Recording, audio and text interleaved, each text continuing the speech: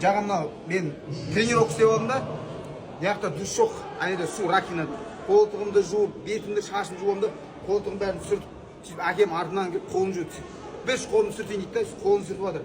Сөйтіп бетін сүртейін деп жатыр да, әкем мен бетін сүртпей қолын алып. Мен қолтығымды сүрттім десем, кетшер дейді, сен қолтығынан айналайын деп бетін сүртіп жатыр ғой. Әке деген көрдіңдер ма?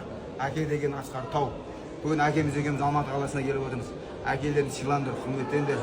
Енді мен керемет балам деп айта алмаймын енді. Болады моменттер, әкемді ренжіп қаламын, бір бәле қаламын. Бірақ әкемді ренжітпеуге, әкеме сыйластықпен қарап, әкемді қатты жақсы көремін. Әкемді мен қатты жақсы көремін, дұрыс па? Бүкіл күш-қуат, бүкіл мынау энергия бәрін сендер сұрап жатқан қайдан деп. Бірінші Алладан әкемнің қанынан маған берілген.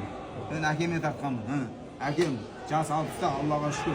Күш-қуатты, мықты. Әкелеріміз аман болсын, әкелеріміз жасай берсін. Әкелеріміз аман болса, біз де мықты боламыз. Дұрыс па?